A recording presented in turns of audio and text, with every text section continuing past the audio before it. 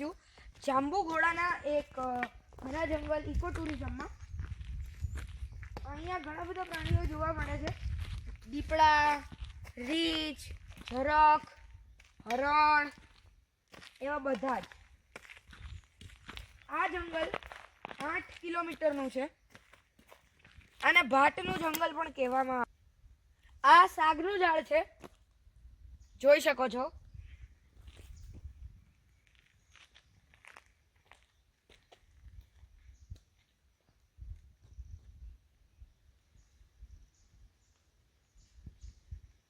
અહીંયા એક રાફડો પણ બનાવેલો છે મકોડાઓએ।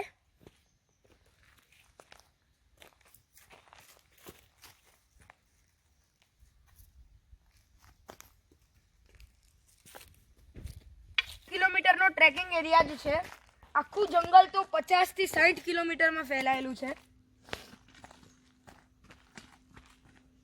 જોઈ શકો છો, આ બધા સાગના જ ઝાડ છે।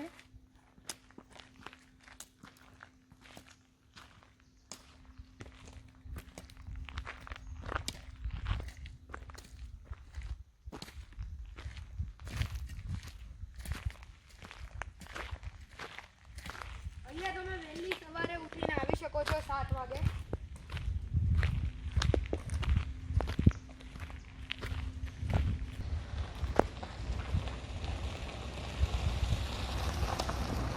આ બહુ મોટું ઝાડ છે। આ ઝાડનું નામ મહુડો છે, ત્યાં નામ પણ લખેલું છે।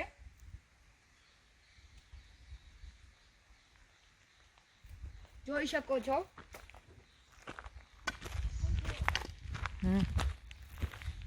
પછી આ પક્ષી છે, આનું નામ વ્હાઇટ થ્રોટેડ કિંગફિશર છે।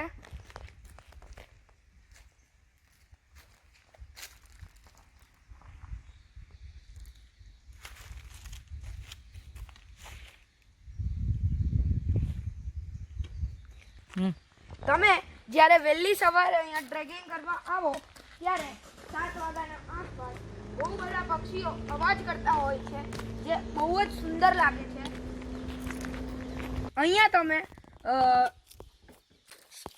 વોટરફોલ જેવું જોઈ શકો છો, જ્યાં ઝરખ, દીપડા, રીંછ બધા ચોમાસામાં પાણી પીવા આવે છે। અત્યારે તો સુકાઈ ગયેલું છે, જોઈ શકો છો। આ ઘના જંગલમાં ઘણા બધા પક્ષીઓ રહે છે। અમુક છે કિંગફિશર, પછી લક્કડખોદ, એવા બધા ઘણા બધા પક્ષીઓ રહે છે। આ જે તમે અવાજ સાંભળો છો એ કોયલનો છે। હજી તમે સાંભળી શકો છો, પેરોટનો અવાજ પણ સંભળાય છે।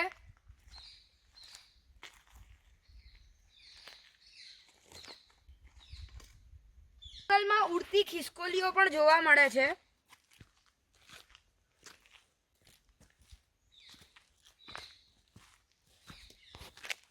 અહીંયા તમારે ટ્રેકિંગ કરવા આવવું હોય તો તમે 7 વાગ્યાથી 10 વાગ્યા સુધી આવી શકો છો। આ ઝાડ ઉપર જે પક્ષીઓના અવાજ આવે છે એ એકદમ સુંદર અને મનમોહન છે।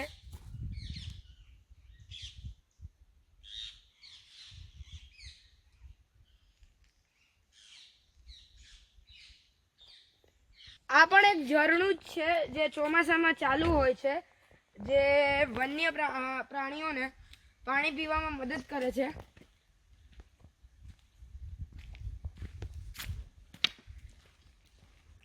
અહીંયા આ ભાટ ઇકો ટુરિઝમ સાઇટમાં તમને જમવાની, રહેવાની ખૂબ જ સારી વ્યવસ્થા હોય છે। અહીં સાદું અને દેશી સાત્વિક ભોજન આપવામાં આવે છે।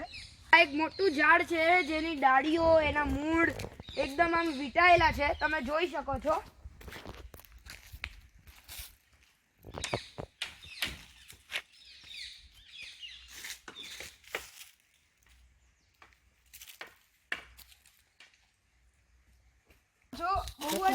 જો તમને હું એક જંગલનો અમેઝિંગ લુક દેખાડું।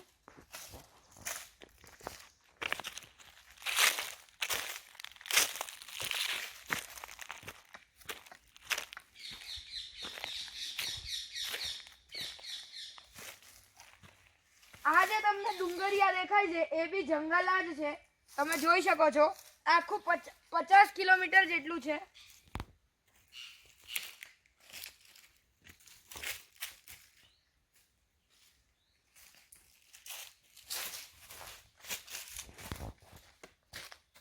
તમને પોપટ અને અન્ય પ્રાણીઓ એટલે પક્ષીઓના અવાજ એકદમ ચોખ્ખા અને મધુર સંભળાશે. તમે સાંભળી પણ શકો છો.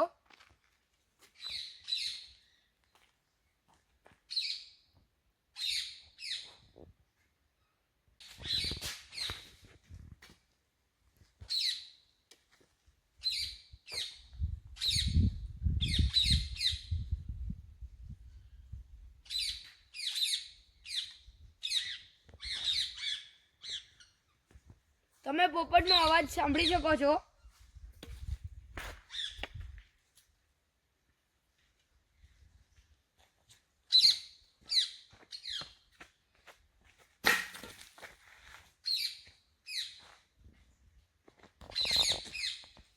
આ જંગલનું વાતાવરણ એકદમ શુદ્ધ, સાફ અને ઠંડુ હોય છે. તમે જ્યારે સવારે આવો છો ત્યારે તમને એવું લાગે છે કે આ એકદમ ઠંડુ અને શાંત વાતાવરણ છે. આ આખો વિસ્તાર પાણીનો જ છે, પણ અત્યારે સમર ચાલી રહ્યું છે એટલે આ સુકાઈ ગયેલું પાણી છે. આ કેમ્પસાઇટ ભાટ ઇકો ટુરિઝમમાં આવેલી છે, જે પાવાગઢથી 30 કિલોમીટરના અંતરે છે. હમણાં થોડીક 2-3 મહિના પછી અહીંયા જંગલ સફારી પણ ચાલુ કરવાના છે. અહીંયા તમે બાંબુના ઝાડ જોઈ શકો છો, જે બહુ લાંબા અને મોટા છે.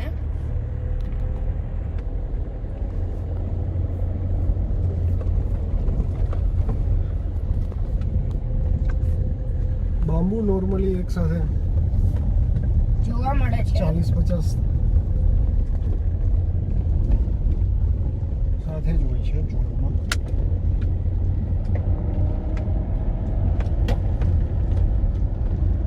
આખું જાતનું પક્ષી છે જેનું નામ પેરેડાઇઝ ફ્લાય કેચર છે. તમે એનો ફોટો પણ જોઈ શકો છો.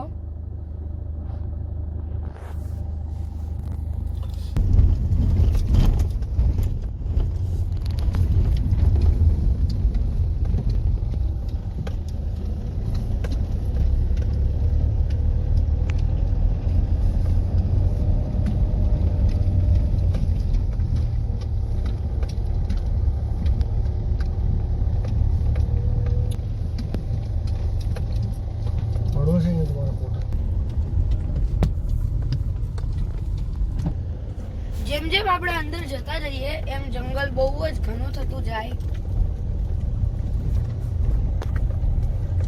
તમે જુઓ જ છો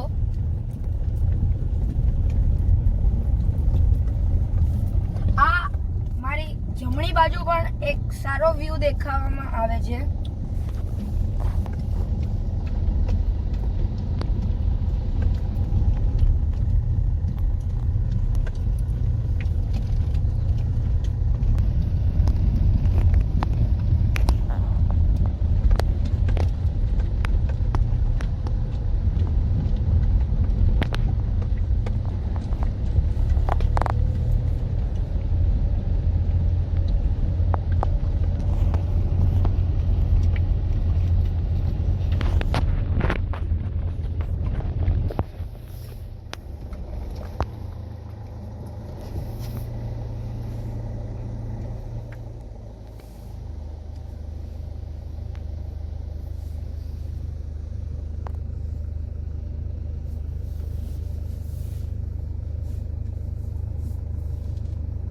તમે અહીંયા એક બોર્ડ જોઈ શકો છો. ટર્માઇટ ફેમિલીનો આ બોર્ડ છે. હું તમને આને વાંચીને સમજાવું છું. સૌથી પહેલા છે queen. Queen has an enlarge body and produces thousands of eggs every day. એટલે કે ક્વીન જે છે એ રોજબરોજમાં હજારો એના જે એગ છે એ રિપ્રોડ્યુસ કરે છે. પછી king. The king together with the queen plays the reproductive role. King પણ ક્વીન જેવો જ રોલ રિપ્રોડ્યુસ કરે છે. કિંગ પણ ક્વીનની સાથે હેલ્પિંગનો જ રોલ કરે. બીજું નંબર છે વિંગ્ડ મેમ્બર્સનું. Winged members are responsible for setting up of new colonies. They are temporarily winged and male and female. Winged members નવી કોલોનીઝ એટલે કે એમનું ઘર બનાવવામાં હેલ્પ કરે છે, જે મેલ પણ હોઈ શકે ફિમેલ પણ હોઈ શકે. એમને પાંખિયા પણ હોય છે. પછી સોલ્જર્સ આવે છે. Soldiers have elongated brown heads with mandibles. They protect the colony. Soldiers જે છે એ પોતાની કોલોની એટલે ઘરને પ્રોટેક્ટ કરે છે. અને જે વર્કર્સ છે, last number, workers are cream coloured and wingless. They collect food, care for the queen and work as builders. Workers જે છે એ ક્વીન અને કિંગ માટે ફૂડ પછી એની કેર કરે છે અને બિલ્ડિંગ બનાવવામાં મદદ કરે છે. તમે એક અહીંયા એમનું ટર્માઇટ પણ જોઈ શકો છો. બહુ મોટું ટર્માઇટ છે.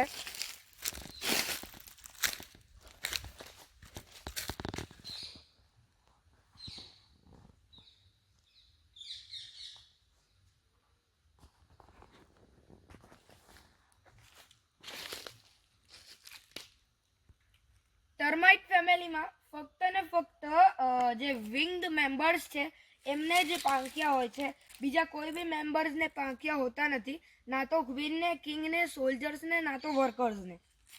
તમે અહીંયા એક બહુ મોટું એમનું ઘર જોઈ શકો છો.